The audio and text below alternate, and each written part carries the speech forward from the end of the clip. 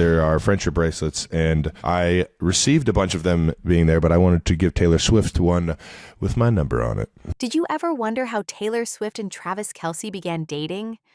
This is the story of how Taylor Swift and Travis Kelce went from a missed friendship bracelet outside a stadium to a wedding in front of 1,000 guests at Madison Square Garden.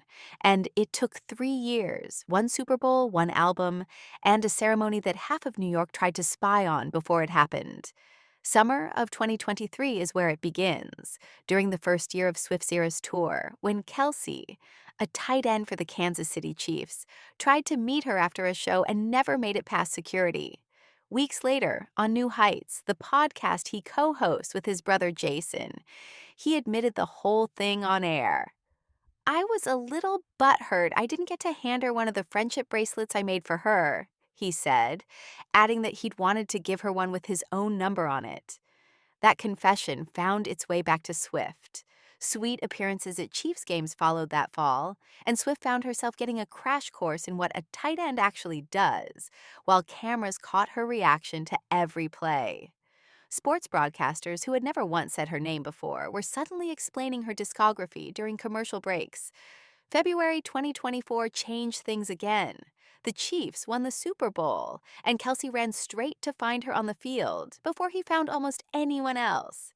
That single image, the two of them together in the confetti, is what turned a sideline moment into a headline in every country on earth.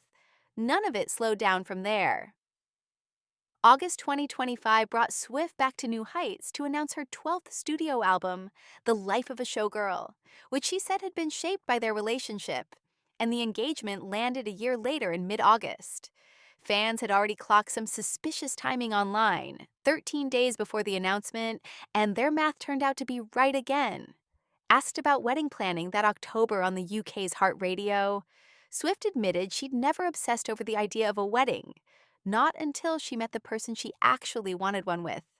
What came next was the part nobody outside the couple's circle could crack, not even the reporters whose entire job was cracking it.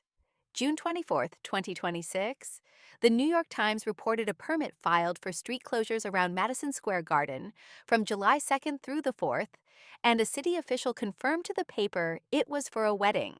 Around that same window, several Chiefs players turned up booking rooms at a nearby hotel. By July 1st, the Times had gotten hold of an NYPD memo laying out a tentative schedule under a title that didn't bother hiding anything: The Taylor Swift Wedding at Madison Square Garden. Everything unfolded almost exactly as leaked. Thursday, July 2nd, a rehearsal dinner filled MSG's Infosys Theater at 6 in the evening, drawing about 100 guests. Swift's friends Lena Dunham and Abigail Anderson Berard among them. Friday, July 3rd, was the day itself.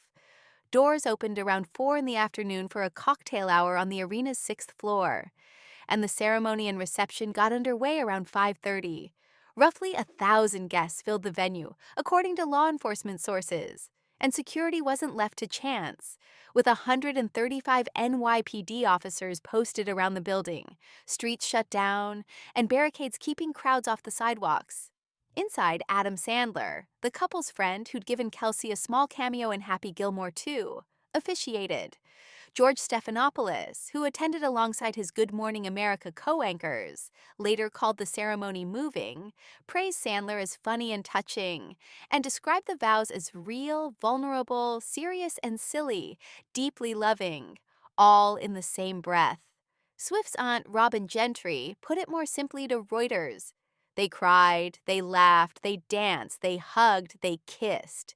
As the night wore on, screens outside the arena lit up with the message, "Just and to married," and a few blocks away, the Empire State Building glowed blue in their honor. Then, almost too perfectly, the rain started. The guest list alone could have filled an awards show.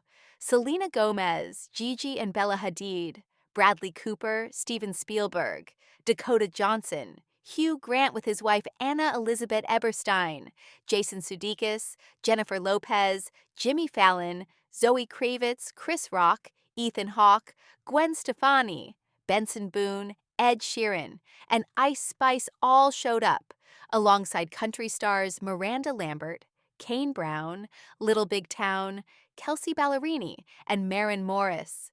Beyoncé and Jay-Z made the list too, and so did the sports world, with Patriots head coach Mike Vrabel, sportscaster Aaron Andrews, Chiefs head coach Andy Reid, Tom Brady, and sportscasters Joe Buck and his wife Michelle Beisner-Buck all in attendance. Guess who didn't make it? Harry Styles, Swift's ex and now engaged to her friend Zoe Kravitz, was reportedly invited but couldn't attend because of his touring schedule.